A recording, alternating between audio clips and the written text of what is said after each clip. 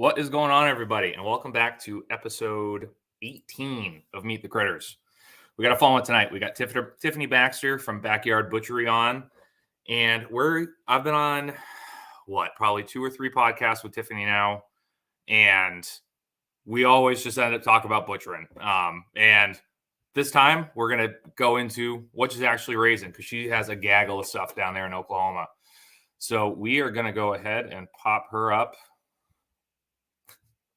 right now.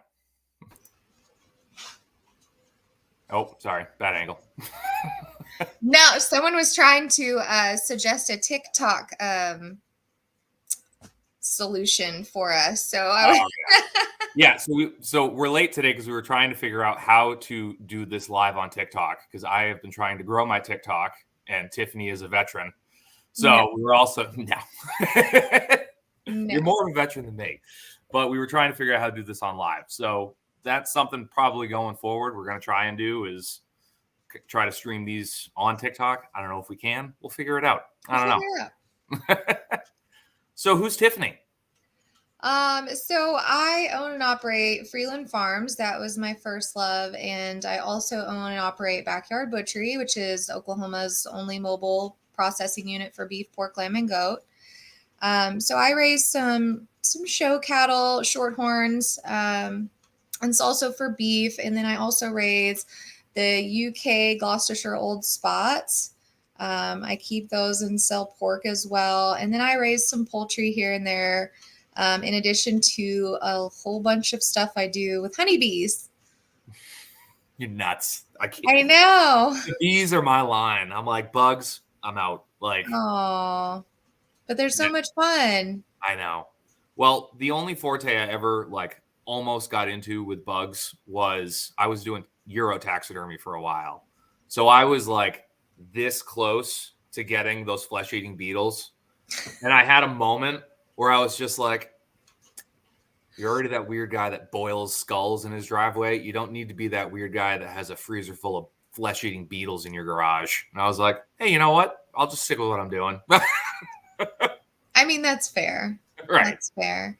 Now, honeybees are fascinating. I started doing removals back in 2014. So I'm one of those people that get into, attic spaces and rooftops, and I pull hives out of walls and relocate them. And I worked commercially for 4 or 5 years also, but I gave that up once I opened Backyard Butchery.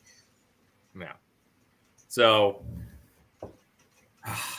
much to get into.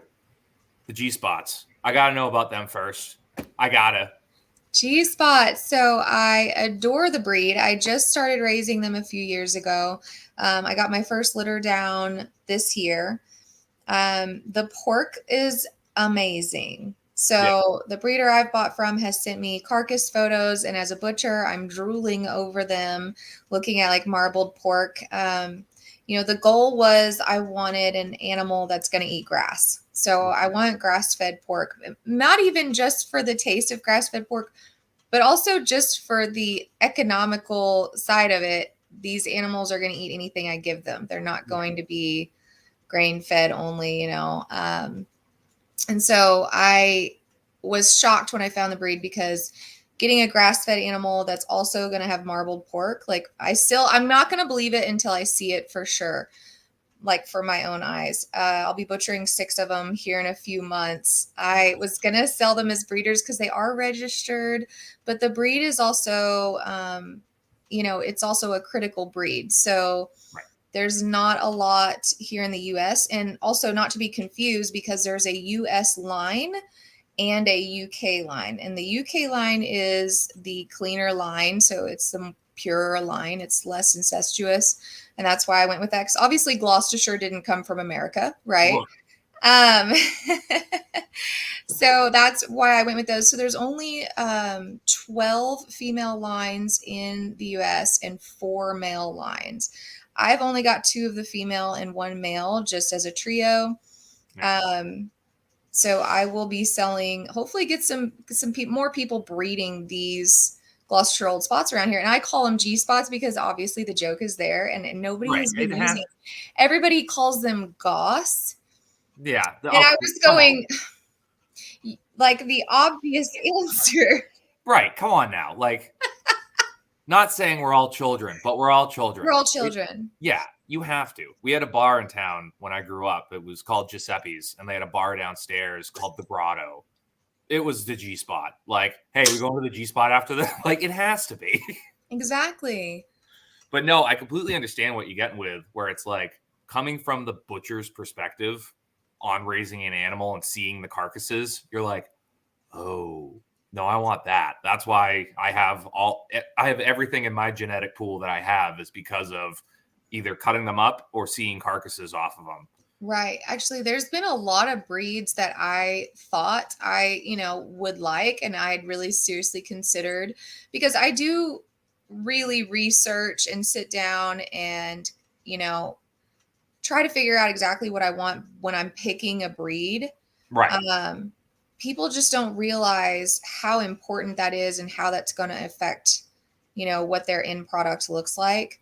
Just like a Cooney is not going to taste anything like a Hampshire, which, isn't going to taste anything like a show pig, that you bought from an FFA kid. So there's all these factors that you want to really sit down and consider. And for me, the big thing is they eat grass, marbled pork, and I love the Coonies for those reasons right there. Right. But they don't have the full size pork chops. No, they're little mini things. And I'm a pork chop girl, so I'm going, I got to have the larger size, right. The larger size pig. I see there's a question. How big do they get? Right. So my male, there's a video of mine on TikTok. He's probably pushing 600 pounds. That's big. My female is much smaller. I'd say she's probably 450 or 5. And they're as big as they're going to get. Now, I will say, he is the perfect specimen. Every day I look at that pig and I want to put a knife to him so badly. Oh, yeah. But I gotta keep, and he's also a sweetie pie. That's the other thing, is the breed is so docile. Yeah. Love that I can have a 600-pound boar just walking around. Literally walking around the goats, walking around the poultry, like they're all in one synonymous and you're not worried about it. Like it's no, the worst thing that would happen is he stepped on something, but typically, that hasn't been an issue yet. It could be. If something does die, he's gonna clean it up. That's the worst thing. Yeah, exactly. You're not even gonna know about it unless it was something big. Right. Like, it's like, that was there and now it's not. Yeah, he did kind of like whack me one day and sliced my leg open, but he was trying to play. So you do have to respect the size of the animal, but they are super, super docile. He never, I had piglets, obviously, and a couple of them got into his pen during feeding time, and he was totally fine with them eating out of his bowl. So nice. I'm a fan so far. We just castrated all of our litter that we had except for one. We had one out of them that was like exactly what I was breeding for, because we bred, our sow is a Hereford, and then our boar was Ossabaw Island Hog Mangalitsa Cross. So I was going for some weird genetic stuff that I wanted to try and do, which already I was in there today. They're getting huge, and a bunch of their hair is growing in like really thick. And I'm like, ooh, all right, that worked. But we had one boar that he's built like a Hereford, but he has the Ossabaw and the Mangalitsa coloration and hair. And I'm like, all right, cool. That's the one we're keeping, because we just had to put down our boar probably 2 months ago now. Just one day. Yeah, one day had a bowel obstruction, and that was it. So it's cool once you really get into it. And again, I'm not even breeding for that. I'm breeding for meat quality as well. Like when you get into those Ossabaw and Mangalitsa carcasses, it's like, come on.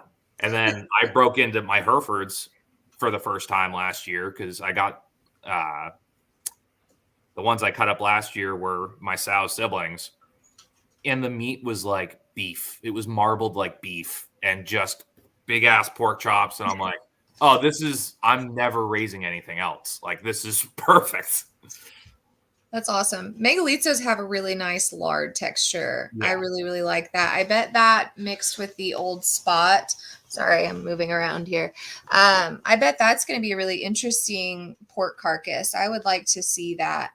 Another breed that I, if I hadn't gone purebred, if I was mixing stuff in, have you considered like the large blacks? I was looking at the large blacks. Honestly, Like a true one, a true large black. I still am thinking about it a little bit. I'm trying to find someone who does AI because I don't want to deal with getting another boar when I already know that this is the boar that I'm going to grow out to whatever, just to have a litter to come in for next spring. And I'm like, what do I want to do? Do I want to do just straight Herefords? Or do I want to do something different? Because I'm not going to find the genetics I'm looking for what I'm trying to do AI. They're not it. Like my buddy who basically brought Ossabaws and somewhat Mangalitsa's to New England is like, we were talking about it. He's like, the only way we're getting sperm of those is if we get them from my pig. And I'm like, all right, I'm not playing that game. I'm out. Yeah, I'm not collecting that. I mean, you're welcome to bring her down here. Exactly. That would be easier. He's like, no, I saw this thing where they took a sawhorse with a tire. I'm like, Carlisle, no. I'm out. I love you. He was on the show. He was on the show last week. I'm like, I love you. It's easier to just pop it around. But he was talking about from a business thing of selling sperm. And I'm like, that's of all the businesses, that's the only one I have zero interest in. And I don't know if that's just because I'm a woman or if there's something there. I'm a man. I want nothing to do with it. So I think we're on the same page. It's money, though. I mean, I'm looking at AIing all of my cattle. So I scooped up some show quality cattle kind of, last year during, everybody here was selling cattle. Oklahoma sold 600,000 head last year, which is more than any other state by twofold. So I just got some show quality cattle for a good price. I mean, they're still expensive, don't get me wrong, but then I'm looking at AIing them and I'm like, you know what? I'm going to get some fancy semen. And I will say it is super fun shopping for semen. I bet it is. It is so much fun, but that shit is literally $100 to $300 a straw, and I need 5 to inseminate 1 cow, and I've got 5 that I'm going to AI. So we're looking at literally dropping $2,000 to $3,000 on jizz. Yeah. Never in my life did I think that I would be here telling you, Kyle, that I'm going to buy sperm at the rate of $100 a vial. How did I get here? We're 13 minutes in. This is the way the show's going. Everybody buckle up. I'm done. I'm done being respectful to this. No, it's all so nuts. And it's so now I have to tell this story. So this was before we had the farm, before we were raising chickens. And there used to be a podcast, and it's funny how many people used to listen to it. It was called Chicken Thistle Farm Podcast.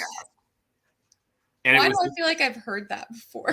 I guarantee you have, because it was a husband and wife. The husband lived at home, and they bought a house in the country and just podcasted about raising meat birds, turkeys, pigs, all of it. They just went through all of it. They did a weekly podcast, and I was super interested in doing it. We didn't have a place to do it yet, but I was like, this is what I want to do. So I was absorbing everything I could, and I was so excited. I don't even think me and my wife were married yet. I think we were engaged, just talking about everything. And she was less excited then than she is now. We'll say that. And I had listened to the podcast that day, and they were talking about inseminating pigs. And I thought, again, coming from a complete outside perspective, not knowing how any of that works, going, that's really cool.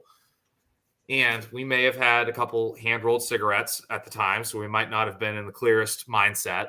And I was telling her about it. She just looks at me and goes, you want to fuck pigs? I'm like, no. How did you get any of that out of any of that conversation? And it turned into a literal fight. And then we woke up, and I was like, are you done? She goes, yeah, that was weird. Let's not talk about that again. I'm like, okay. What? And you fought. You really had the story going a certain direction until you said you fought about it. What the hell? Oh my gosh. Yeah, I can't even imagine like trying to AI a pig. They No. say it's easy, but it's a corkscrew. Yeah, that's weird. That's where I'm like, How? right. Like, no. How? Yeah, No, I'll just get a board. I would probably hurt my sow. I would be terrified I'd hurt her. I'm just around here, you could pay someone like $30 to AI a cow. So I'm like, that's worth I will give you all the monies. I was gonna say I have somebody down the road that AIs cows that I know Yeah. I can call immediately and get whatever I want. So I'm like, It's just so expensive. The seed. I know. I'm tempted to ask her if she will do pigs. So She might. I mean, yeah. it's completely different, but I don't know. I guess with the right tool, I'm assuming they use a tool. So screwed up. I'm gonna need to like Google this later. Private. After this conversation, I'm gonna go straight to Google and I'm gonna be Googling how to AI a pig, just in going straight to videos because I need to see it. You can't. I Don't need to read see it. the like. Yeah, clockwise, counterclockwise. Right. That's a genuine question. I need to know. So Lisa has a question down here. Why 5 straws for each cow? I have no idea. I was told that's the amount like you need to get them to take. But I don't know. Hey, if I could get away with one, Right? that'd be far cheaper. Oh yeah. That'd be way cheaper. Let me Google that one too. Give me a minute. So what did you say? It was shorthorns that you raise? Yes, shorthorns. Nice. So just fancy red cows. I like a medium-sized cow. I'm not quite as nerdy about cows yet. Yeah. So I've been raising pigs for a while. So I know a lot about them, know a lot about the breeds. I've gotten to butcher most every breed at this point. There's not very many I'm lacking or wanting to butcher. Haven't gotten to do a purebred AGH. So I'm waiting to do that. I've done some crosses. Right. Haven't done an AGH. There's another one. I did Maishan for the first time recently. But yeah, cattle's not the same for me. Those carcasses look good. Yeah. Mm-hmm. I just started raising cattle last year. It's kind of a funny story because like some couples have kids and some have cows, and I'll let you guess which one I am. Right. So in the breakup, I took custody of the cows. And he hadn't been, originally we had agreed like we would sell them. But unfortunately, like they were so underweight, he kind of starved them. Not kind of, he did. I'll drag him through the mud here for a minute. So I literally go out there in the middle of the night and take custody of the damn cows. They're in my name, so it is what it is. And then now I get a lease property, and lo and behold, now the new leaseholder or the owner, she died. Oh. And they're going to develop it. So I like had to hurry and find another lease. So it's literally just been tooth and nail just to get them in a steady place. I'm trying to buy land, but that's going to be, it might take me a year to build, I'll buy land and build on. And I have plans to do a wild game shop. Oh, don't do it. Don't do it. I'm not going to run it. I'm just going to open it. I'll still run Backyard Butchery. And then I've got someone in mind to run the deer. The deer season's so big. It's so big. It's so big. It's the Super Bowl. It really is. It is what I love about doing these podcasts is it's like talking with you, talking with Josh, talking with like butchers all over the country. We are so whitewashed up here. Like I was thinking about that when you're like, I've cut up like every breed of pig pretty much out there. Yorkshires. Like the pigs I have, like pig breeds around me that I have most of them are shipped up from Pennsylvania. That's where the majority of people get their pigs up here. And they're all Yorkshires. The farm I get my Herefords from is one of the only registered farm that like breeds registered Herefords, and everyone else who's doing it, they got them from her. Same with the Ossabaws and the Mangalitsas. One guy, everybody else has his genetics. So it's like looking for different breeds and stuff up this way is like, if I show up to one and I'm like, Oh, that's weird looking. Oh, it's an Osaba. I know who you got it from. Like, I know him Wow. personally. So we need to get you some genetics, I man. know. I know. Well, that's why I went crazy. I went nuts with it. I was like, I've cut up so many Yorkshires. I'm like, let's try something different. And they're always the same. They're They are, always the same. it's kind of like the Angus, Yeah. They're the of same but pigs. different. The carcasses might look different, but once you cut it up and you put it on like in a package, it's all the exact same.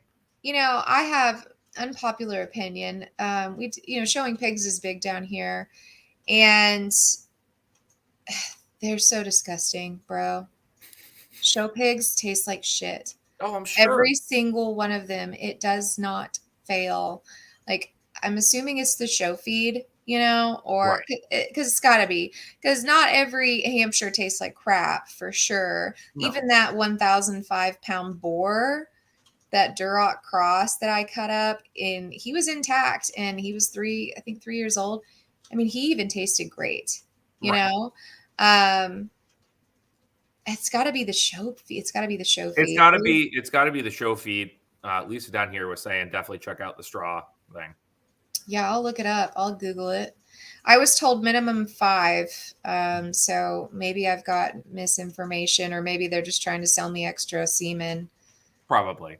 But no, I definitely agree. It has to be. I mean, showing isn't huge up here. We do have 4-H, and I'm definitely looking to get my girls into it, which more than likely means I'll be into it, like running something there.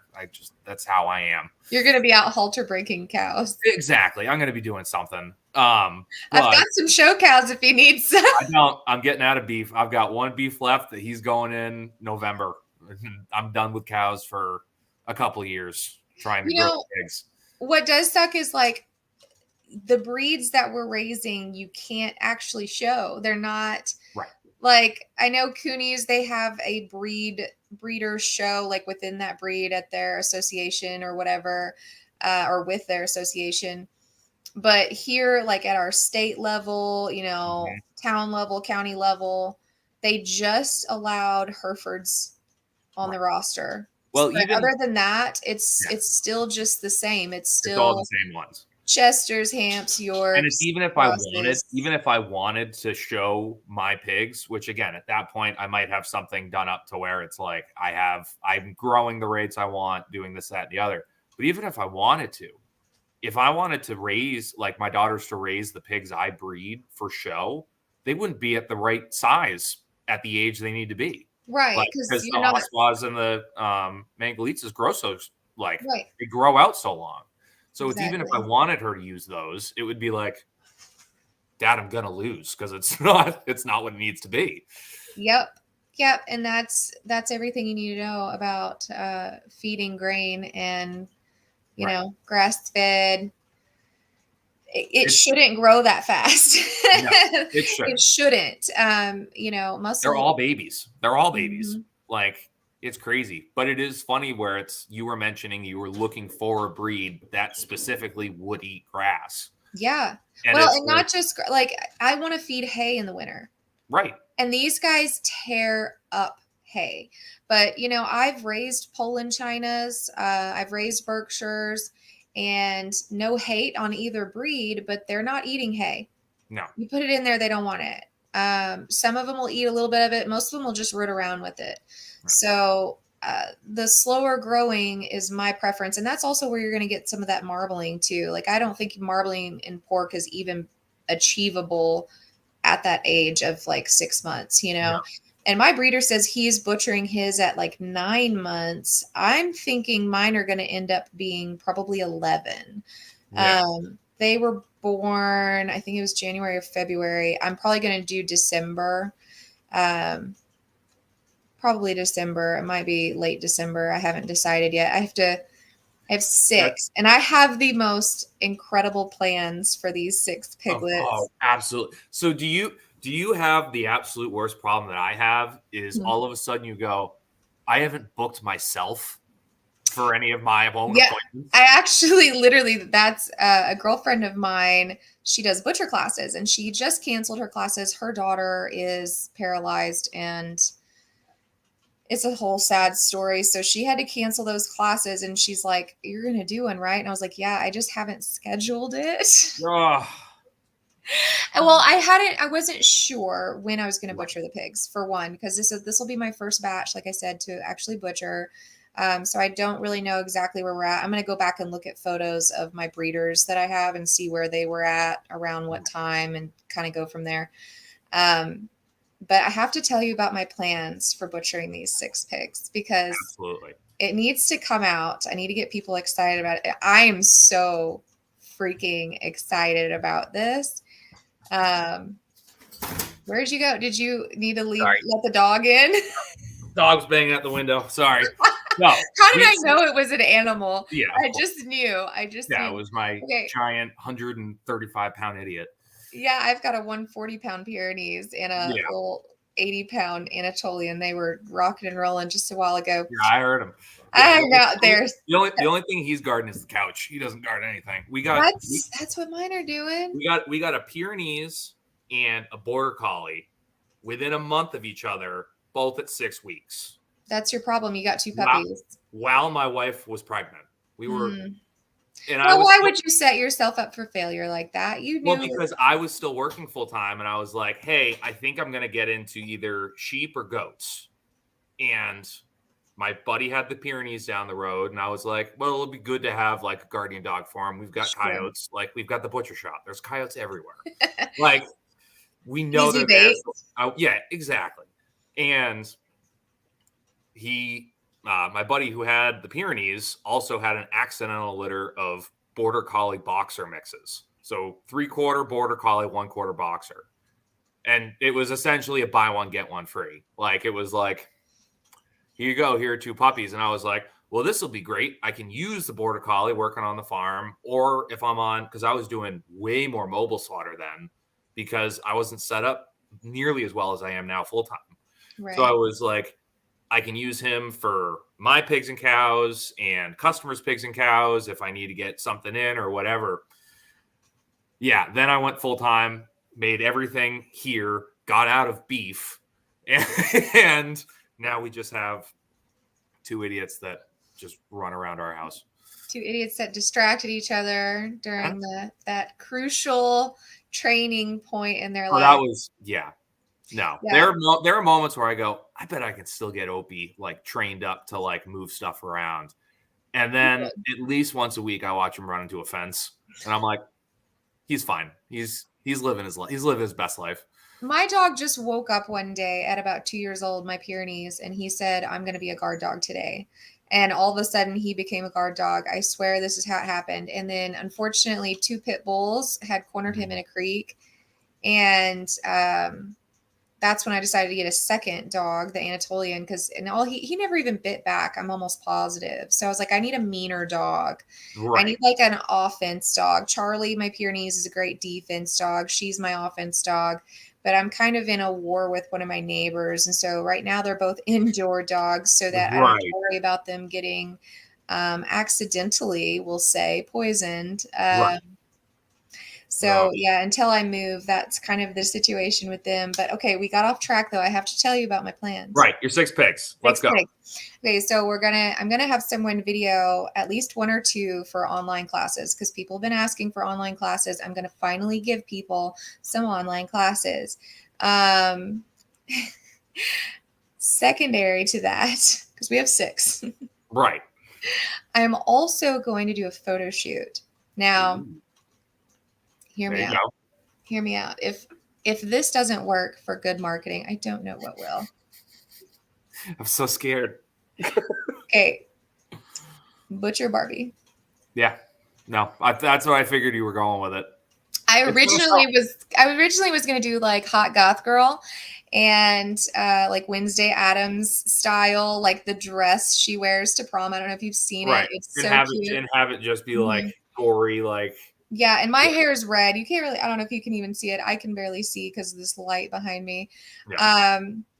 I was blinded by the light, but the whole idea, red hair, some red lipstick, obviously somebody's going to do my makeup for me because I am incapable. I haven't, like, I can put on some mascara. That's about it. Right. And that's it. Yes, I can sometimes put on lipstick, but like truly, this is my face. This is what you get. Like, this is why I'm single. But I'm going to I have envisions of photos. And if people have suggestions, please feel free. But I'm like, I just envisioned some pictures with a knife and some blood with my hot goth makeup, maybe Butcher Barbie outfit, just hot pink. Make the money you can. Why not? I'm doing it. Halloween stores just opened up. And I was like, I got to make a trip. There you I go. got to make a trip. I'm going to Right. go spend ridiculous amount of money on costumes. Well, that's what the shittiest part about like content creating, which I've very like recently, like 3 days, finally been like, all right, I'm a content creator. That's what I'm doing. Like I'm creating content across multiple platforms for people to watch. Like, all right, I guess we're doing it. But you have to look through everything at such a different lens of like, I know exactly what I'm doing, how I do it. Now I'm going to go ahead and tie one arm behind my back and stop 6 times to turn a camera on and off, which is also your phone. Like for me, I film everything on my phone. So it's like, not only is it my camera, it's also my phone. So God forbid somebody calls in the middle of a video or whatever. It's like, Yeah. And the stuff that, I've experimented a lot with it, the stuff you think people want to see and the stuff that I assume they know. Yeah, exactly. That's the biggest thing.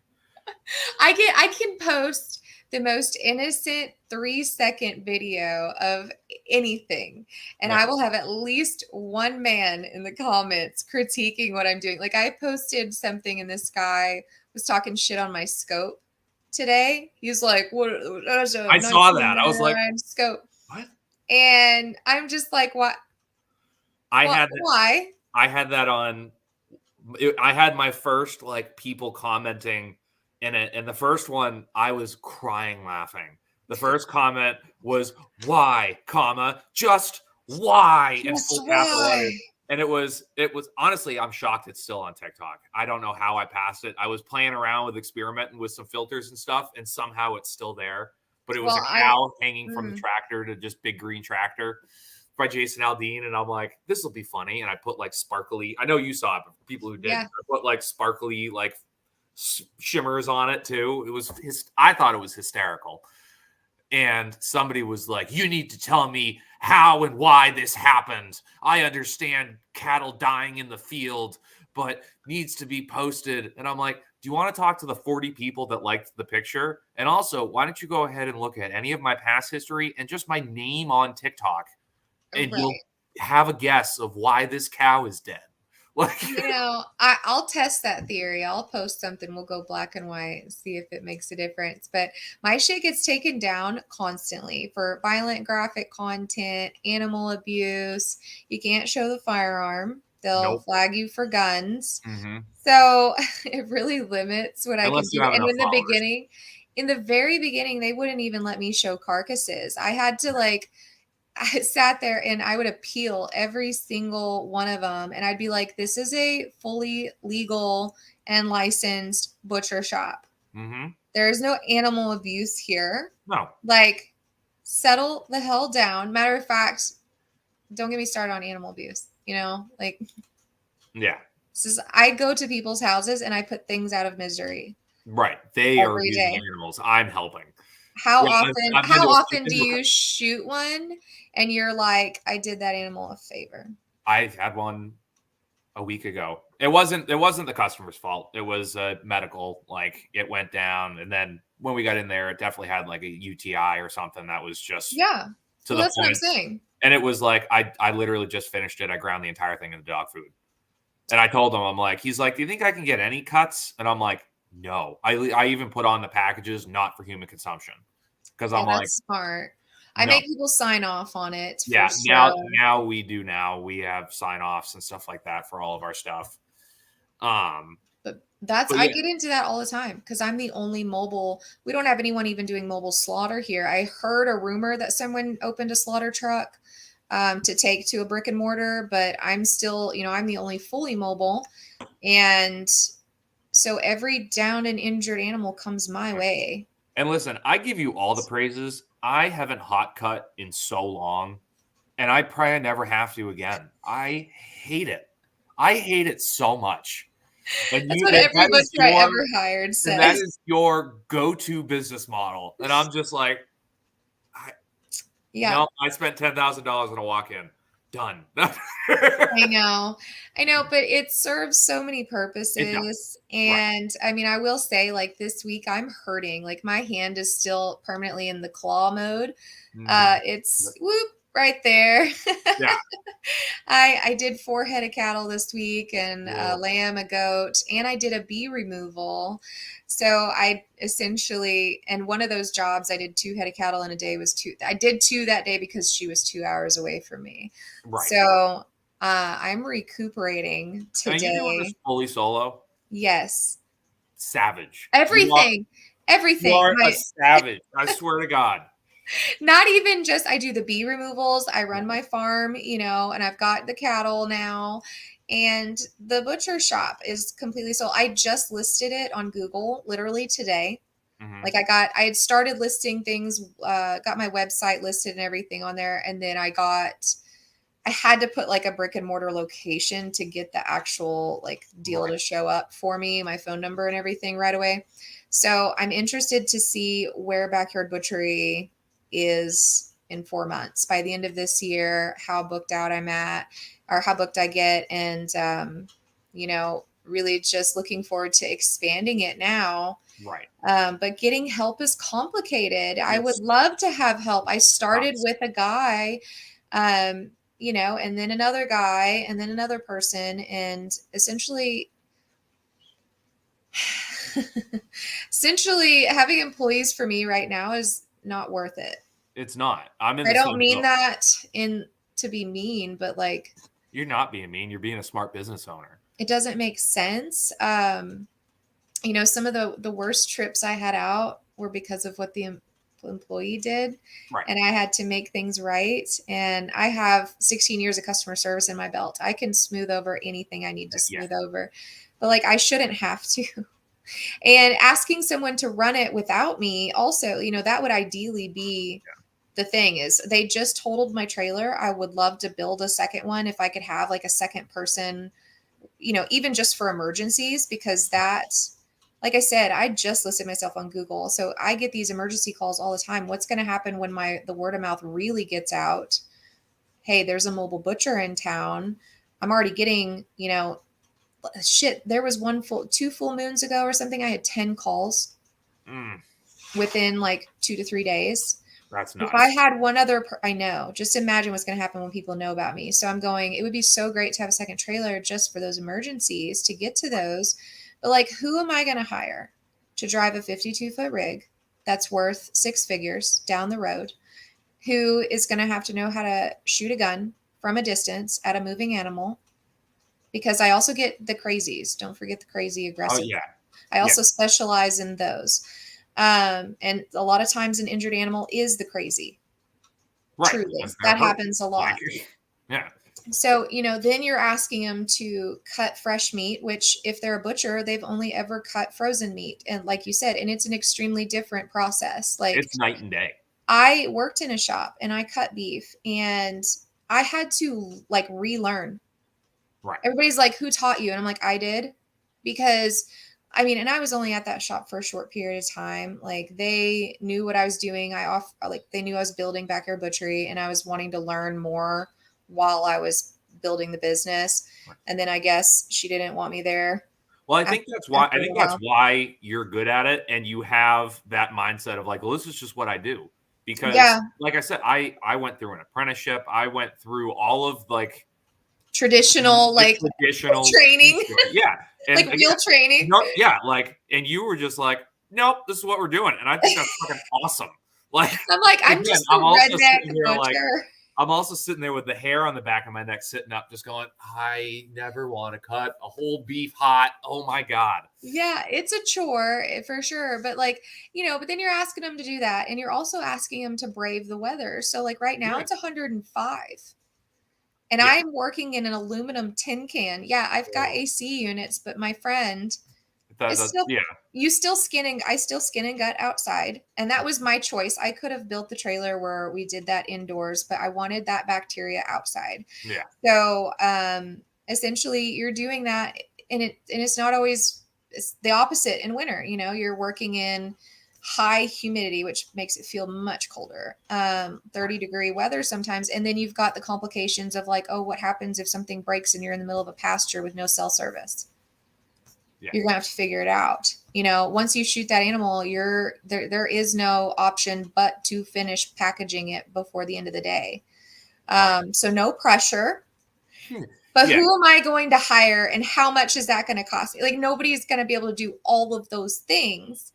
So I think like expanding on the trailers would require me to do a franchise, truly. They would have to have like money invested and be already. Yeah. Yeah. So it is nuts what I do. And everybody's always wondering, like, when am I getting an employee? And I'm like, well, have you seen the economy?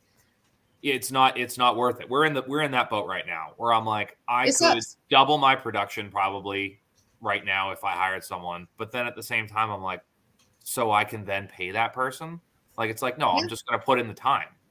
Where it's like, and it's also the days I work are so all over the place. Cause again, it's right at my shop's at my house. Everything is very like scheduled out of like who's coming when. And I've got the kids half the time too of bouncing them around. And it's like, I'm not going to like hire someone and it's be like, all right, well, I need you Tuesday at this time, Wednesday at this time, and probably Friday.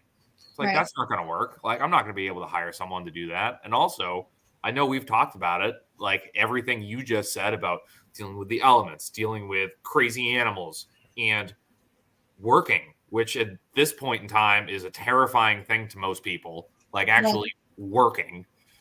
It's like being a butcher is a hard thing to talk someone into.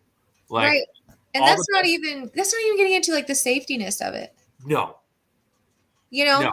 What happens when they wear a glove running the bandsaw and it catches the glove? Yeah. I have a huge, that is my biggest fear. Yeah. That is my biggest fear. I had a buddy that happened to. Took the finger off. Yeah, if they slip and fall and they're not, they don't have their knives in a scabbard, like. Oh yeah, it's like it. I don't think about it because it's what I've been doing for the past 13 years. Like I don't think about all of the awful stuff. Like every now and then I have somebody comment or like do something about how I hone, because I hone to me. Like I hone with the knife coming directly at my hand and chest. And people are like, what are you doing? And it's like, you're not changing this now. Like, this is exactly how I do this. Like, I don't care. But if I was to train someone, I would probably suggest doing it the other way, because I've sliced my hands up so many times from doing that it's like, all right, if you want to kind of protect yourself and not slice up your hands, it might be smart to do it this way. But like, it is what it is. Yeah. And I'm not going to put 6 months into somebody who's just going to leave. Right. And that's the other thing, is it would literally take me probably a year to train someone. And so that means that I'm investing a full year in you. How long are you really going to stay? And on injuries, I don't know if you saw like what I did. I don't know if you see that. I sliced my wrist up. I was just barely missing tendons. I barely missed, barely missed my own, artery. I almost cut my femoral artery. Exactly. It's scary. I actually waited about 30 seconds because I was like, oh, let's see if I bleed out real quick. And then I finished gutting that pig and got it in the trailer and got the trailer the ACs running before we went to the ER. Mm-hmm. And then I had to finish when I came back. Yeah, but you have to we can't expect to find another crazy person. I know. Like, all of the best butchers I've ever met have sought it out. Like, that's what I did. I went to a place and was like, I want to work here. And then when I went to USDA, I literally went to every USDA plant in New Hampshire and Maine and gave an application. And one called like 3 weeks after I had another job. And I was like, see ya. But you can't, like, you already need to have the drive to do it or the interest. If you have the littlest bit of interest, we can hook you and we can make you think it's worth it. But if you, at this point, have, like, if you walk in just like, oh, I'm just looking for a job, I'm going to turn you away. No. Because this isn't just a job. No. Like, there are days where this sucks. Like, this is the worst job on the planet. Yeah. I love it. And I'll never do anything different. But there are days where it's just like, I don't even want to do this. And I have all my bets hedged on this one. Oh, yeah. No, I completely understand that. Completely. I'm too far into it now. I don't regret it. Yeah. I don't regret it at all. But I do have people constantly asking me, specifically on TikTok, because that's where my, out of state reach really is. Right. And I am constantly getting messages and emails about like, well, how did you build your trailer and how much money is in it? And how much do you make? You're living my dream. And I want to say to them, you think it's your dream. Right. I do tell every one of them, like, I invite you to work a day with me. Oh, yeah. And also, I have more invested in that trailer than I do in my house. So, but I'm also not just going to hand you, like, here's my business plan on a silver platter. Like, this trailer is the only one like it in the entire country. And it took me 1 year and 7 months to build it. We obviously, since the beginning of this video, people probably figured out I'm not great with technology. Okay. So whenever I planned this out, they're used to it. I'm not either. Yeah. I literally sketched it out on a piece of paper. I did find an app and had like the square footage figured out where I wanted everything and how I wanted it designed.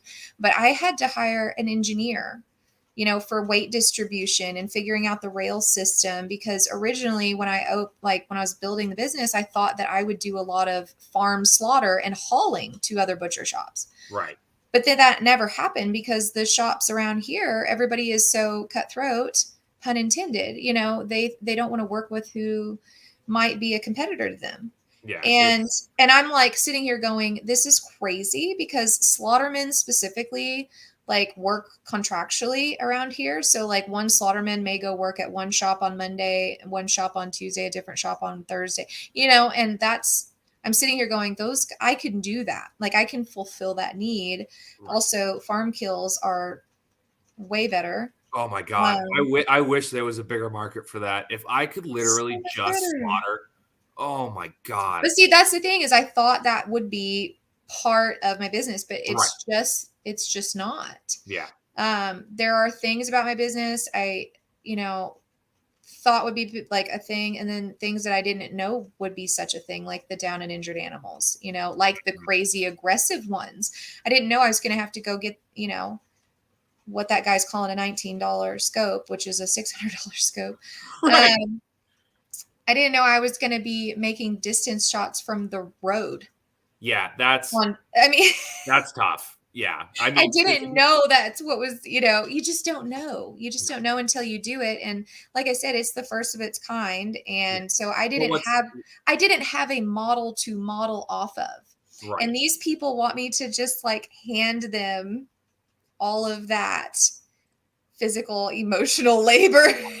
And that is what's nice about like what the position we're kind of both in, where we just kind of went off and it's like, we're doing this, like we're figuring it out. And again, my regulations in New England are way more relaxed than they are down there. Which is so ironic, isn't it? I've been thinking about this a lot, and I've talked to a lot of people about it.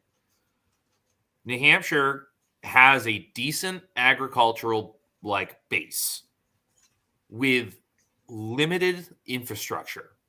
Like, I think we have two or three USDA facilities left in the state, 2 or 3 in Maine, like 1 or 2 in Vermont. So, and like I can probably count on maybe 2 hands the amount of like reputable custom people up here. And it's for custom up here, I don't need anything. Like, I'm a contractor. That's it. That is absolutely essentially what I am. I am a contractor. I don't need any of the permitting and stuff like that. I can show up to your house. You can show up to my house, and you can come pick up your beef, kind of thing. Well, that's But how it there's should no be. market. There's no massive market up here for it.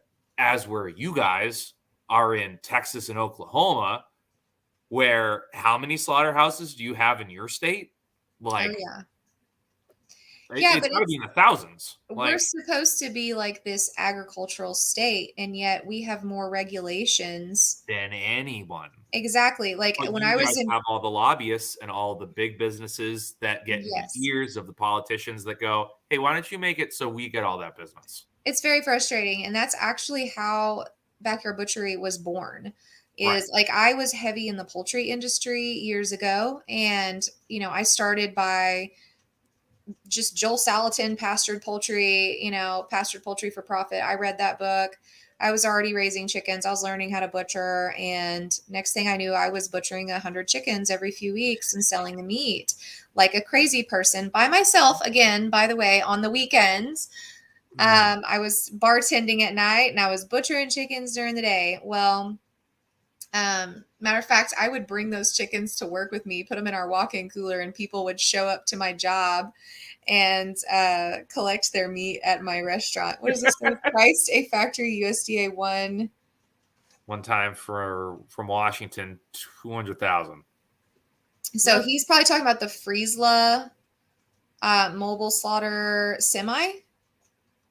The trailer and also sanitation. Yeah, 200,000. That's probably a pretty accurate. Yeah, pretty accurate. But that's okay. What I will say about that number is that's pretty close to what you would do using like home-based equipment. Once you get into commercial-based equipment, add another 100,000. Easy. Just like See, my bandsaw is so small. Like once I upgrade to a bigger beef style, it's going to be a $25,000 saw.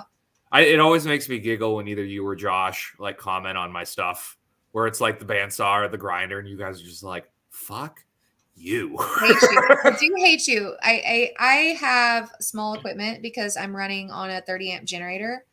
It was a gooseneck. Oh, okay. So you're just talking about a gooseneck with some basic stuff. Yeah, I put in the rail. So and it was also during COVID. So metal was so about it's 10 everything times what else it is should have already been. done. And everybody had like pandemic purchase processing equipment too. So everything was back ordered or whatever.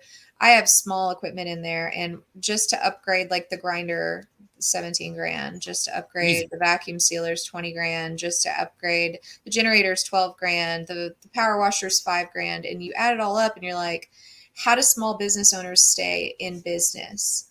Well, and it's also, it's like, I was explaining this to a family member the other day because they were like, you sure agriculture's what you want to do? And I'm like, I read at a third grade level and I'm already too far into this. This is what I'm doing. And they're like, well, just focus into like the butchering. And I'm like, I am. But you also need to know that's also an agricultural business. Like, it does not matter if I never raise another animal my entire life. Being a butcher, especially a custom, like slaughter and butcher, like, it is an agricultural business because it is defined by the fact that I need other people to raise these animals for me to cut up. So it's like, it's already, you're shooting yourself in the foot getting into it. But I know. And I have people that are like, you're living my dream. And I just don't know what to say to them. I'm like, dream just higher. come work with me. Just come work with me for one day. I'm not trying to gatekeep what I'm doing, but I'm also just not handing out my nor should you. My designs. Honestly. That design, I just need to brag about it for 1 second. That design, that trailer, have you seen it? It's pretty slick. I did not cut any corners. Like, it is amazing. You spared no expense. I am there are things I knew I would like try to upgrade later, like what we mentioned, the vacuum sealer and the bandsaw, like those things. But as far as the bones of it, the winches, the crane system that I have, the way I'm quartering it off the back end into the rail, like it is. No, when you like, because I've thought about setting up like a small trailer for like moving stuff around, like if I have an on-farm slaughter or stuff like that, I just don't do enough of it to make it financially worth it right now. But Right. it's, again, mostly it's a tax write-off, so I can like get something to go down to, like, come visit you guys down there and bag a bunch of hogs and deer and stuff and be like, I built it for my business. Well, you could do it much cheaper. Like Oh, exactly. I there are ways I to do don't it need to so cut much anything. cheaper. There's a gal down in Texas that also has one of these, and she and I actually met and collabed and worked together. And her design's different than mine because they are required in Texas to skin and gut inside, which is So it drives me nuts it's every so time Josh freaking says that. disgusting. It's Like so dumb. that's so stupid because you're literally bringing all the bacteria inside. Inside. It makes no sense to me, but that's the way Texas is. So their design's very different. But I'm telling you, they did all of the labor, all of the installation of everything, and did it at a fraction of the price that Right. I'm doing it. Now, what I will say is she doesn't have a rail. I have to have a rail. Um, she doesn't have a Yeah. rail, and she does things a little bit differently. Like she does packages, like she has like an all grind package, a steak package, and then like the full cut package. She doesn't do full custom. She just gives people Right. options, and that's Which is how smart. they're able to. Brings her kids in and her partner, and they get a cow done in like 3 hours, bro. Oh, Bro, it's 3 hours, and so I'm just nice. like. I could never. I mean, I could do a No. mini in 3 hours. I can do a mini little Hereford or I Dexter mean, or something. I could get a cow completely broken down and like start. Well, again, you guys are going completely. Does she hot cut as well, or is she? Mhm. Yeah, no, I can't. Like I would struggle through a hot cut for sure. You It's would kick hard. my ass. It's hard, but like if you were just gonna do just farm slaughter and bring it back, you could literally just do like U-Haul box Right. truck style, And that's what I was and thinking. What I that was gives really thinking you. about, honestly, was doing a school bus and Mhm. doing like a school bus conversion, half camper, half walk-in cooler. Yes, you'll get more height. Yeah, For sure. And then you'll also have a little more integrity structurally for adding in any kind of rail system you anything. want. The reason I didn't go that route is because I have extremely bad luck. I'm the friend that is always in a crisis of some sort. That is who I am as an individual. Everybody has that friend. I'm the friend. Since I've known you, it's been pretty interesting knowing you. It's like literally just since April, I was in a tornado. I slit my wrist open. I've been into lawsuits. My cattle were starving. We had to go rescue them and like take custody and then get a lease. And now I got to get another lease.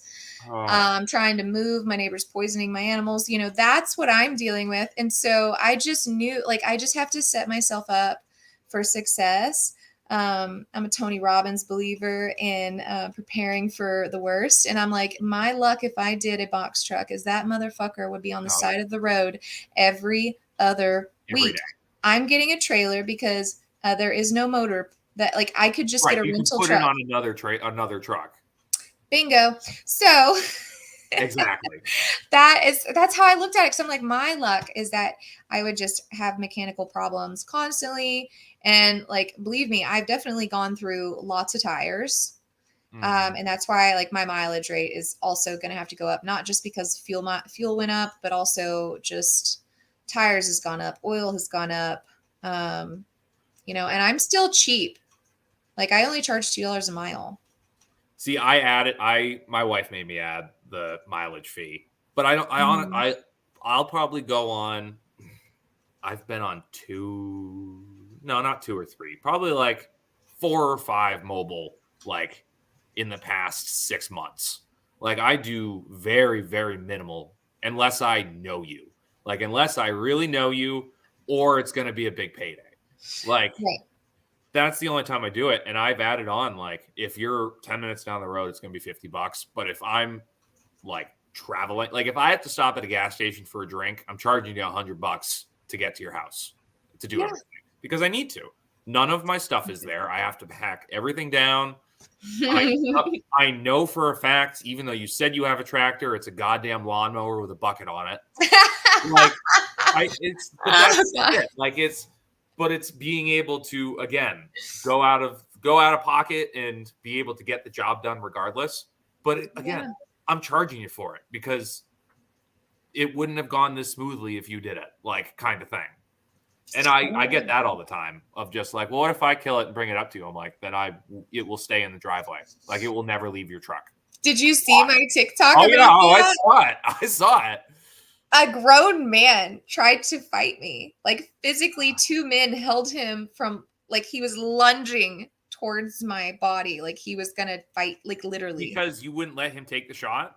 Right. So it was an emergency. And about an hour's drive from where I'm at, they had called me. I got to them less than 48 hours later. It was on a Sunday.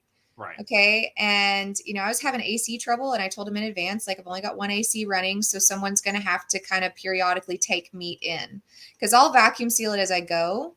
And I want it to start cooling down as fast as possible. You know what I mean? So I was just letting him know, like, that's the only way I will be willing to do this without that other AC running. Is if someone is literally just running meat back and forth. Well, he agrees to that. And then I'm like 10 minutes away from their property and I get a call and the gentleman says, how do you kill him? And I said, well, I shoot him, with a gun. And he says, oh, well, we'll just shoot him then. And I said, no. Right. And he's like, well, what if we shoot him before you get here? And I said, I'll turn around.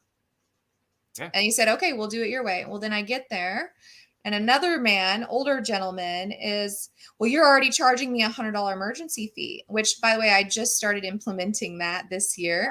As you should. As I should. I got to you within 48 hours. Again, I'm cheap too. Like I'm 85 cents a pound, $2 a mile. That's one way. I'm still way too cheap. So you're mad. Those prices need to go up. And you're mad that, and I gave him those prices whenever he agreed to the appointment. So it's not like it was a fee that he didn't know was coming. He's like, well, you're going to charge me that $100 fee anyway. And I said, yeah, I am. If you want to shoot your own animal, you can butcher your own animal. I teach classes. You can DIY, baby. Feel free to sign up on Facebook. Also, if you're going to try to save $100, like you're trying to save $100 off me. Like he also ran a business. I'm like, as a business owner, how do you not understand what's happening here? And also what happens when you fuck it up? Right. What happened? Like I don't even know what kind of gun you're going to use. Am I going to have to coach you where to shoot? Right. Like what happens when you emotionally like can't handle it or what? I mean, seriously, the possibilities. I've had a bullet ricochet off of a cow before. Yeah. And that's when I worked at a shop, we always used a 22 mag on every single thing. Granted, that's animals going into a squeeze chute. Okay. Mm-hmm. Now, then I get into farm kills. It was literally the first one I did by myself. Not even kidding. Yep. The very first one where I didn't have an employee, I finally gave up on employees and I was like, I'm solo now. I used that 22 mag and if my customer hadn't been there, I wouldn't have believed it. But I mean, that thing shot straight up into the sky and I about had a freaking panic attack after that. It's the worst feeling. It's the worst feeling on the planet. I mean, I haven't had it happen to me in a while, knock on wood, but it is the worst feeling on the planet getting like so bad because it's the quarter second after you take that shot and it's supposed to go down and it doesn't, is the longest period of time in life. And it's awful. It's awful. That's honestly why I don't do more mobile anymore. Because I hate it. I hate it so much. At this point right now, I use my 45 long Colt for like my handgun for all of my slaughters because everything's coming in on a trailer that I can either get in the trailer or reach into the trailer. Or if it's a pig, I have a squeeze shoot setup that I can literally just lean over, pop, done. And I have a 410 single shot for everything else. Like if anything goes wrong. And one of the mobiles I had to go on, it was actually, it's funny. It was Osaba Mangalitsa crosses for my buddy. But they had them in like a 3-acre paddock. The 2 sows went perfectly fine. And the boar took 3 shots.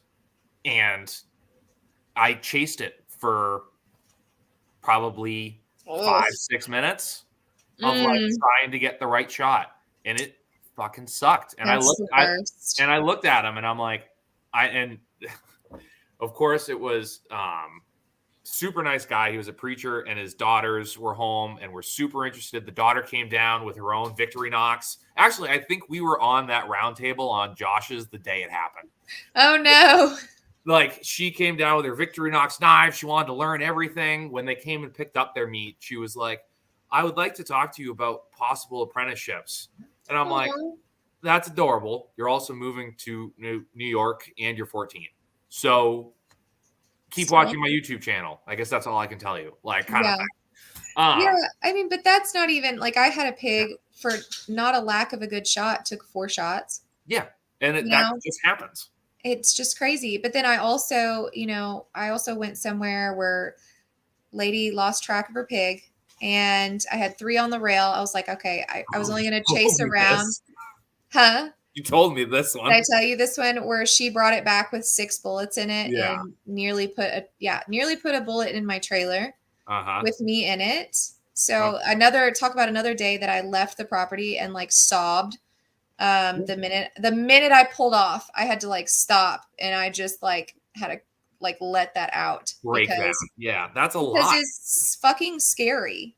Yeah. And she's just like, no big deal. And I'm going, you shot at me. I nearly died. The number of near death experiences I've had since I've opened Backyard Butchery is, I mean, we're at least at 3 just in the conversation we've had tonight. Bullet ricochet. and so when I tell people like, don't even bring a firearm out. No. Don't even bring it out. I don't want to see it. Like, you deal with the kill fee. I'm sorry. Like every other butcher shop in Oklahoma, you're not allowed to bring in a dead animal because you need to physically see it alive to like technically inspect the health of that animal, see it walk, see it move, see it breathe. And there's no difference in what I do. I'm just coming to you to do it. Yeah. So no other shop's going to be like, yeah, you can come on back, bring your firearm and not playing with that. That's never going to happen. So the fact that they think that the rules are different with me, I mean, I think a lot of it is because I'm a woman, truly. I think there is some aspect to that because it's always a man. It's never a woman. Listen, I get it. I know exactly what I look like. You look like a butcher. I do not. Right. People do not meet me and instantly think, yeah, butcher, she looks like a butcher. Yeah. No, and it's tough. And I think also that's what makes the sting of not having like a kill shot go right worse, is because it is so ingrained for us to have that argument of like, you are paying me to do this because this is my job and this is what I'm good at. Right. While I put 3 shots in your cow's head.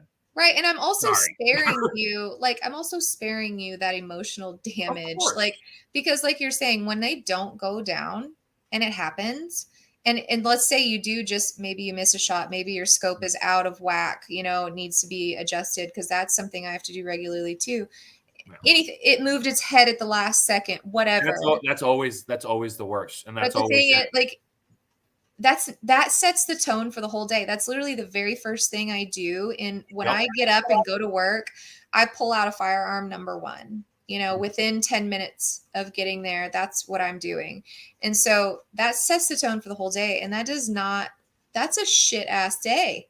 When your first trigger pull happens, that's when like you clock in for the day. Right. Like, obviously you're setting up and doing everything, but as soon as that trigger gets pulled, you are clocked in and you're working. Because if you're not, people are going to like, it's not going to go great. Like, no. And I'm sparing, like, people don't want to do that. Like, why would you want to potentially put your animal through unnecessary stress, and that's going to affect your meat. Yeah. Like, wholeheartedly, your meat's not going to taste as good. Yeah. And sometimes they're just dumb. Like, I had a miss. It was probably 2 months ago. It was very quick, nothing running around. It was just a customer dropped off. It was in our corral. And it was me being dumb. and I cornered myself right at the gate. Oh. Yeah. And it just did this right at the last second, and it just missed. And as soon as that bullet hit, it was it wasn't going anywhere. But as soon as that bullet hit, it donkey kicked and did a full backflip into me. Oh, And no. luckily, the only thing that happened was like those feather bones, like on the chuck, scraped my shins. Like, however it landed, it just kind of backflipped into me and it just scraped my legs. And I sat there and it was just like, because now I'm trapped in between the gate. Like, I'm just in a corner, the gate, the wall, and a dead cow in front of me. And it's about to start kicking, death And it's about throes. to start kicking. So I like parkour jumped over this thing and bled it. And then I looked at the eye and it just blinked. And I'm like, shit, bang. Like, it wasn't going anywhere, but it was like, oh, God damn it. Like, we've got to start wearing body cameras. We have to, but I can't post it anywhere. No, I can post I know. it nowhere. You can post it to YouTube. Facebook no, I can't. is Really? Well, you can, but they make it age restricted. And when you make it age restricted, like you have to be signed into YouTube. And it's just like a dirty little secret. As soon as you have to like watch anything that you have to sign into YouTube for, it's automatically at the bottom.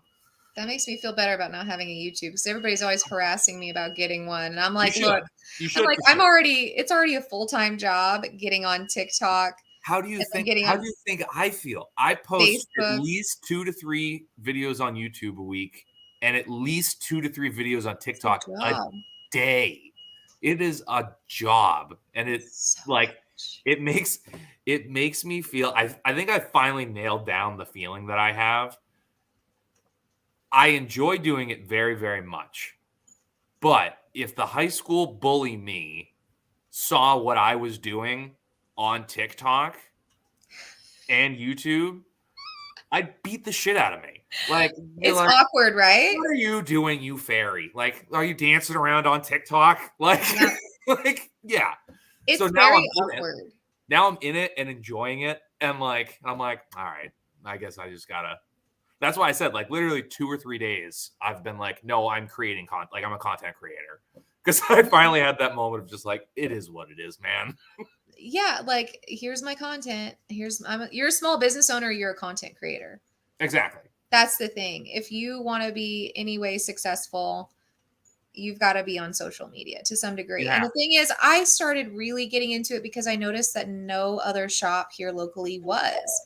And I'm like, the biggest... And for me, like, it's deeper than that. Because to me, it's like people don't know what happens after they drop off that animal. People don't know how to fill out a cut sheet. People are so intimidated. People are so intimidated by the butcher process that they don't even want to take an animal to the butcher. Like, information. It's an emotional. I have seen so many people emotional dropping off. Oh, I do it at their house right in front of them. Oh, yeah. And it's so tough. And then you also just have to be like, oh, I'm so sorry for your loss. Bang. Mm-hmm. Like, you have to then just walk away and be like, all right. See, I tell people every day, I'm like, if you don't want to be here for this part, like, here's your chance to walk away. And I respect that completely. I also respect if you want to stay, and I respect you if you get emotional. However, here's what I tell people. I say, I can't console you. Yeah. I fully understand it. I can try to help you feel better about it, by explaining what you're doing and putting meat in your freezer and being more ethical and all those things. But at the end of the day, like, I can't hug you and say, I'm sorry. I will not say I'm sorry. Like, this is my job. You hired me to do. I think that it's perfectly normal to have an emotional reaction. Like, I know that animal was loved and taken care of. And I love that for them, that's what they're putting in their freezer, not something that was like, had a sad, pathetic life. But at the same time, like I said, I can't put myself in a position where I feel like I'm the bad guy, because I'm not the bad guy. Because you're not. And it's also one of those things, because I talk about it. I've talked about it on here in a couple of my videos where it's like, I think it's definitely what sets us apart that we're able to just do this, and it is what it is. But also at the same time, we get emotional too. Like, when I put down my boar, I cried like a baby. I cried like a baby because he was my baby. I put so much time. Like, I only had him a couple months, but like, my entire program was on his back. And I was like, he's going to be our future. And putting him down, that as soon as that trigger pulled, that all flooded to me of just like, there, I'm starting from scratch. He was such a good pig. I'm starting from scratch. And I cried like a bitch. And my wife's like, are you all right? I'm like, you need to give me a minute. Like, well, that's totally normal. And I tell people that all the time too, is that like, it's a lot easier to shoot someone else's animal.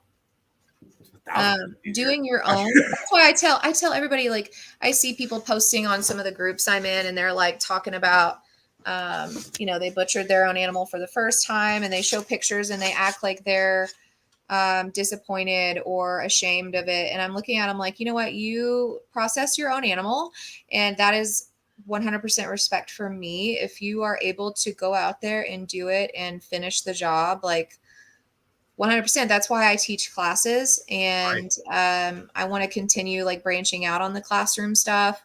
I started getting some invitations to go out of state, and that's perfect for my mobile shop. Like that is also a direction I'm trying to start taking it. Like I want to build a second trailer, but I want to build it for that in mind, like teaching in mind, expos and things like that. Cause I have started doing, I've been invited to a few expos here and there. I think it'd be really cool to like put some awning on it and a TV on the side for some display purposes and extra cutting boards. And well, that was my other thought about if I ever do like a trailer setup would be to like, because me and Josh are going down to, well, he's coming up to it. I'm going down to the Self-Reliance Festival in Tennessee. And we're doing like this butcher off, which we're apparently supposed to be talking shit about. Josh, you can't cut meat worth of shit. You heard it here. So anyway, Josh, I'm kidding. I love you. It's all good. But I've thought about it. I'm like, I think that's super cool. I've always wanted to teach classes. That's why that's why I have a YouTube channel, because I'm like, I want to show people how to do this because they should know how to do it. And I've thought about like, we're going to see how this goes and see how it works out. And if there's a way to set up like just a small trailer that I do everything outside, like I'm not cutting anything in the trailer. It's essentially just a walk-in on wheels. Well, just put your kill truck together, use that, and then put out some tables. That's all you need to do. And just be able to go to like festival to festival or county fair or do something and just be like, hey guys, like I have a dead pig in here. Do you want to see me cut it up and ask questions? Cool, here we go. Make a little extra money on the side and just teach people. Like that would be the main reason I would do a trailer now, is to do it for more of an educational thing. Yeah, well, it's so rewarding. It's so rewarding, especially to kids. Like I've started I'll do a class for FFA and 4-H's for free. Yeah. Like if they have an animal, they just pay for the regular butchering costs, and I will teach their whole chapter for free. And I mean, there was one day I had like 75 kids. That's awesome. Coming in and out through the trailer during, each period was a different set of kids. And I had kids making sausage and stuff in bags and cutting up, it was so fun. My oldest has been in the shop since she was a year and a half, like with a butter knife in her hand. I mean, they've both been on kill floors since they were 3 weeks old. But both my girls, both my adorable little girls, like I've got videos of my oldest with a binky in her mouth and a pink Carhartt hat, skinning out a black bear with a butter knife. Well, skinning out a black bear with a butter knife. Oh my gosh. That should be your TikTok content. I know but I mean, you got to be careful putting your kids. That was like my first, like when I started of like, my kids aren't going to be on here.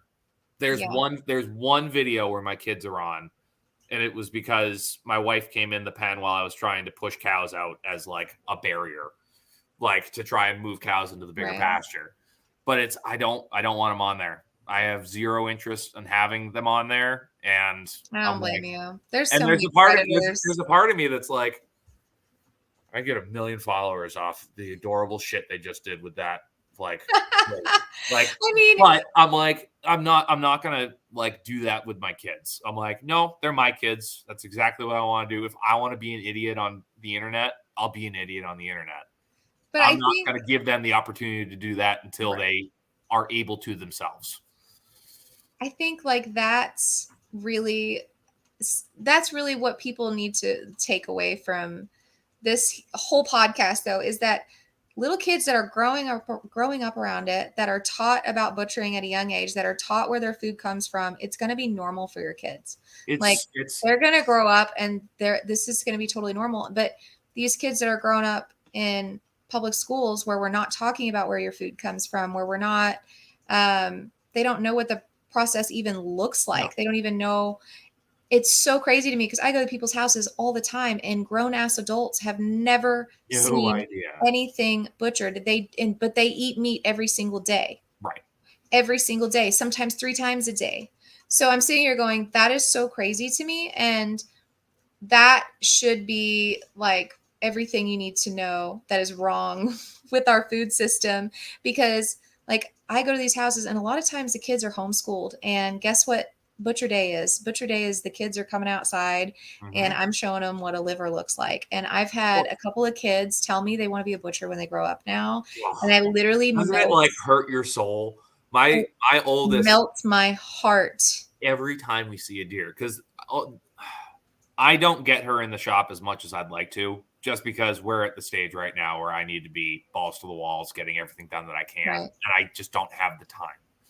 And when I do bring her out, it's usually for slaughters, but 90% of it is during deer season because everything's on the winch inside. I'm not running the tractor. I'm not doing anything like it's for her safety. It's not me just being like, I don't want to hang out with my kid because I need to work.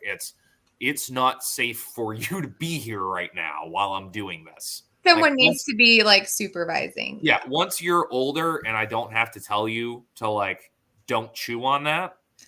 Like you can be out here more with me.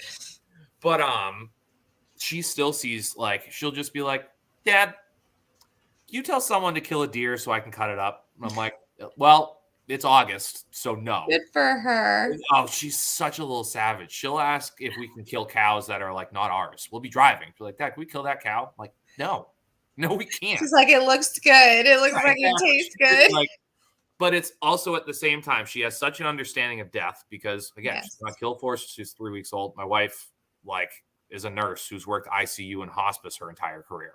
So we're both pretty versed in it, and we don't hide it from her at all. Yeah. So like when we put down our boar, we went inside like the next morning, like we came downstairs and we're having breakfast and everything, and we sat her down and we're like, hey, we need to talk to you. Like, remember how we needed to go out and help Senor because he was sick? Well, he died. Like we had to put him down because he wasn't going to make it. And her first thing was she got up and looked out the kitchen window over at his pen. And she turned and she goes, I loved him, but I'm still going to love him even though he's dead. And I was like, I had just finally recovered from my emotions and I'm sitting there going, ugh. But that's so amazing. And so and then she just walked away like nothing happened. We had a stillborn come out at her feet with this last litter. Like we were like, all right, she's done. Like we'll bring Leah out to let her see all the piglets. And lo and behold, number 13 came out right. It landed on her foot. And we were like, that's not alive. And my wife's sitting there with a towel doing the 101 Dalmatians, trying to get it going, mostly for her, mostly be like, it's okay. And I look at, and my wife goes, we'll be back. And they walked over to our farm, like our sign right by the road, and with a little garden trowel, and they dug a hole right under the sign, and they buried it there, both of them. And she came in and she said the same thing. She's like, I love that little pig, but he's dead. And it's okay because I still love him. I'm like, child. Yeah. But like, imagine if we all grew up, imagine a 30-year-old being just a normal 30-year-old being able to have that conversation. Yeah. I mean, and see, that's really why I get so angry about like the social platforms taking my content down, because it's not because of like, granted, some stuff was going to go viral. I had one going viral and they took it down at 56,000 views and I was pissed. Oof. But at the same time, it's like, you're keeping me from showing people what this really looks like. There's like, I can show you pictures of meat all day long, like cut up pork chocks and steaks and whatever. Yeah. But to get to that point, like, it's a journey. It is a journey. And it's so frustrating that they want to we want to keep the public from that information. Okay, well, why? Yeah. because we could go down Exactly. we And could go down that rabbit hole all day, not that's all night long. another podcast. That's we would be conspiracy theories, episode 19. Let's do it. The government versus Oh my butchers. God. Oh Well, my God. we'd have to have Josh on for that one. Oh God. That ponytail beard has lots of stories with it. We'll get him going. We'll get him heated up. It doesn't take much. It doesn't take much at all. So we are coming up on an hour and a half. lately. You are definitely coming back. We are definitely going to do a part 2 to this. For sure. Where can everyone follow you? Oh yeah, so at Backyard Butchery, there's a Y at the end, spelled somewhere on this screen here, for those who can see it. I'm on Facebook, Instagram, not very much, but I'm on Facebook. I'm on TikTok. Very different content on both of those. My website's backyardbutchery.com. All my contact information is there, where you can email me and call me directly. So if you have any questions, just don't ask me for my business plan. She's not going to give it, guys. Not going to give it to you. Come hang out with me for a day. Exactly. All the best butchers are forged in the irons of being freezing cold or being insanely hot and underpaid. That's where the best butchers are forged. And that's why ask questions, just figure it out. That's why I have the content on Facebook or on TikTok that I do, because it's like you got to be a little bit psycho. Oh, I mean, you've looked at my TikTok at this point. It's like, it is insanity. I was lip syncing Cartman AI or AIs in my pig pasture the other day. So I was like, I don't know, this might work. And it did. It did pretty well for me. You never know. Yeah. You never know. Yeah. Let's do this again. Absolutely. So, and you can follow me at everything at BackwoodsButcher603, YouTube, Instagram, TikTok. I've been having fun with it, folks. If you're on TikTok, please come follow me. You'll get a chuckle. It's worth it. And then you can listen to this podcast again on YouTube, Apple, basically anywhere. You can also listen on Fountain. So please go like, subscribe, comment, give me everything. Help me out. I appreciate it, folks. So Tiffany, thank you again. This was super fun. I hope everybody enjoyed it and got a chance to meet the critter.